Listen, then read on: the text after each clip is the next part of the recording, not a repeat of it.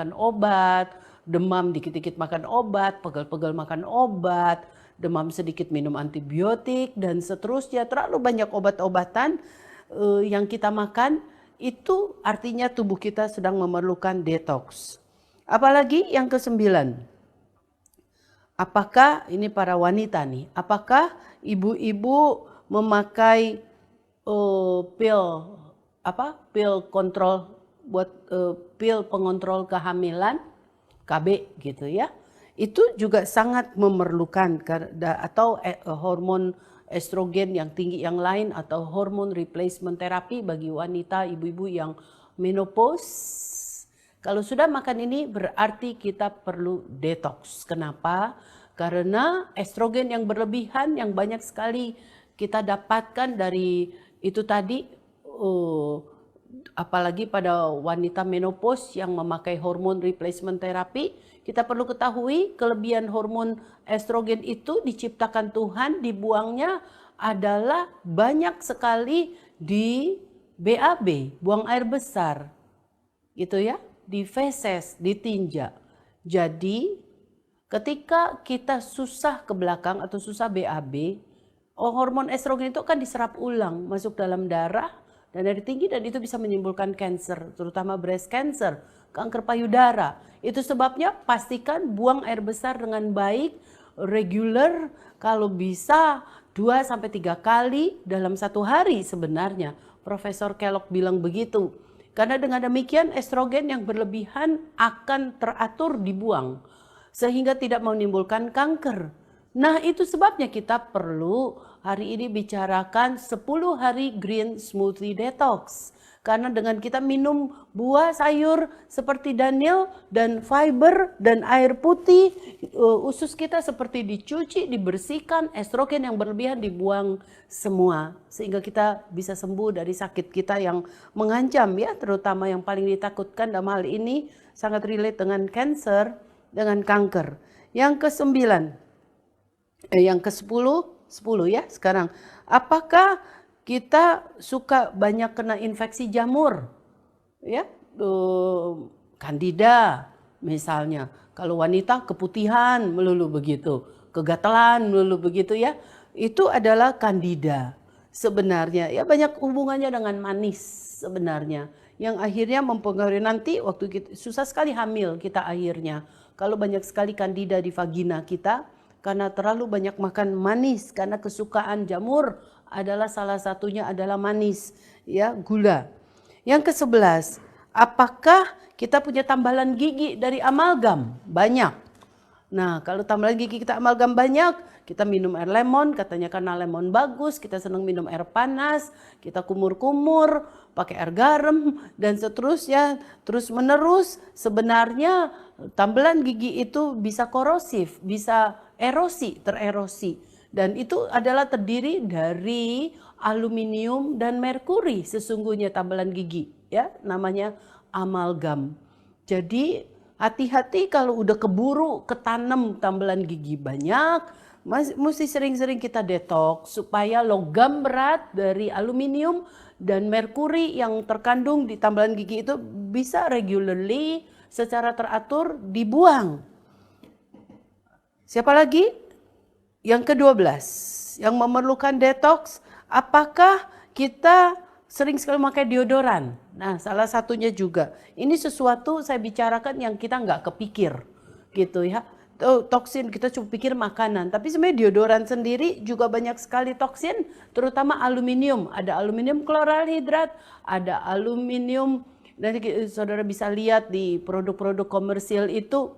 Ada 4 macam aluminium ya. Kalau kita lihat satu persatu yang kita taruh di underarm, saudara, tiap kali di situ porinya besar sekali, lalu sedikit demi sedikit dia akan masuk ke kelenjar getah bening. Saudara, sebenarnya itu bahaya sekali, dikhawatirkan itu nanti terjadi non-Hodgkin lymphoma. Jadi kalau memang kita urusannya dengan memerlukan deodoran, mungkin yang bagus adalah kita pakai bukan yang ada antiperspiran, anti keringat. Itu biasanya produknya pakai aluminium untuk menekan keringat. Cukup deodoran yang aman, banyak sekali yang jual sekarang deodoran alami. Biarkan keringat itu berkeluar karena keringat itu diciptakan Tuhan untuk ekskresi, untuk buang racun, untuk buang toksin. Jangan diblok dengan tujuan supaya nggak bau badan dan seterusnya. Begitu ya, jangan diblok karena banyak sekali non-Hodgkin lymphoma itu terjadi pada pasien pemakai ini. Nah, ini sedang diselidiki terus, tapi sekarang kelihatan sudah banyak sekali toko kesehatan yang menjual betul-betul real, hanya deodoran, tidak lagi dengan antiperspiran ya. Jadi pemirsa bisa kalau merasa begitu pilih yang deodoran saja. Biarkan keringat kita keluar, berkeringat karena itu cara Tuhan untuk kita membuang toksin. Gorengan gitu, ketika lihat sayur kita nggak mau, padahal sayur buahlah dan air putih yang bisa mencuci tubuh kita daripada toksin. Saatnya kalau kita nggak suka sayur buah dan air putih dan banyak serat, kita mulai detox ya di 10 hari ini. Nanti ada caranya supaya itu menjadi menyenangkan. Yang ke-14, apakah kita banyak tercemar dengan orang-orang yang di sekeliling pekerjaan kita, orang-orang perokok ya, atau kita adalah second hand smoker. Jadi kita betul-betul setiap hari berhubungan dengan itu. Hati-hati walaupun kita tidak merokok, tapi kalau lingkungan kita seperti itu, waktunya kita bisa sering-sering detox untuk buang toksin rokok ini yang berbahaya ini. Yang ke-15, apakah kita overweight? Apakah kita, tadi di permulaan sudah saya bilang, apakah berat badan kita lebih dari yang seharusnya? Dan banyak timbunan lemak di tubuh kita. Sekali lagi, semua itu tidak bisa dimetabolize dengan baik karena terlalu banyak toksin, sehingga tubuh repot untuk buangin toksin aja, nggak bisa bakar lemak kita. Yang ke-16, apakah pekerjaan kita ini ada di daerah yang banyak sekali toksin ya? Misalnya di daerah bandara, di daerah pabrik-pabrik, begitu ya, karena itu banyak sekali urusan dengan toksin. Orang-orang yang kebetulan tinggalnya di situ, ya kita perlu sering-sering detox ya, buang toksin. Banyak makan sayur, buah, dan serat, dan minum air putih. Yang ke-17, tadi saya udah sebut sebelumnya, apakah kita tinggal di dekat sekali dengan big airport, dengan dengan bandara yang besar sekali, karena memang banyak sekali gelombang di situ yang bisa mempengaruhi, banyak sekali membuat terjadinya radikal bebas di tubuh kita, free radical. Itu perlu diberikan di detox dengan makan banyak sayur antioksidan ya, untuk akhirnya supaya proses oksidasi karena gelombang di airport itu, gelombang elektromagnetik di airport itu bisa diatasi akibatnya dengan banyak makan antioksidan yang tentunya terkandung paling banyak di sayur buah ini. Yang ke-18, apakah kita sering merasa kelelahan, gampang lelah, lalu sehari-harian padahal masih pagi tapi kita udah lemes nungguin jam kerja lama amat, selesainya pulang udah gak pengen apa-apain lagi, rasa pengen tidur, kerja tidak bersemangat dan sebagainya. Salah satu tanda tubuh kita banyak toksin adalah kita nggak segar ya. WHO berkata begini, bahwa kita sehat nggak sehat bukan dilihat dari kita lagi ada di tempat kerja atau enggak, kita bisa sekolah atau enggak, kita bisa ada di mana apa enggak. WHO berkata bahwa sehat itu patokannya bukan itu. WHO berkata bahwa patokan seseorang sehat atau tidak, apakah dia bukan saja dia masih bisa beraktivitas atau tidak, karena kita tahu manusia bisa beraktivitas tapi sebenarnya dia sakit. Kalau cek lab buktinya kelihatan labnya jelek semua. Jadi dia bisa beraktivitas tapi dia sakit. Tapi adalah dari satu kata ini, apakah dia fatigue? Fatigue itu lemes, sehari-hari lemes, terutama pagi hari. Sebab agak aneh kalau pagi hari harusnya kita segar karena malam kita buang toksin habis tidur. Tapi kalau bangun pagi itu rasanya lelah terus gitu ya, sepertinya tidak bergairah dan secara mental juga kelelahan. Itu menurut WHO kita sakit, banyak sekali toksin. Jadi mestinya menurut WHO kita sehat patokannya pagi hari. Waktu pagi hari kita bangun, kita feel full rested. Waduh, enak banget ya tidurku semalam, puas banget aku tidur, lelahku hilang banget gitu ya kira-kira. Dan bangun pada waktu pagi hari secara mental juga kita kuat, kita get ready to attack the day, siap untuk mengarungi hari-hari dengan segala kesulitannya, secara mental kita siap, itu kita sehat. Ya, jadi menarik sekali, patokan sehat nggak sehat adalah bukan sekedar kita bisa warawiri, bisa aktivitas ini dan itu, belum tentu. Tapi patokannya pagi hari. Ya, jadi pastikan waktu pagi hari kita semangat, ya, lalu kita nggak lemes, kita betul-betul get ready to attack the day dan feel full rested, ya. Yang ke-19, apakah kita susah konsentrasi dan fokus?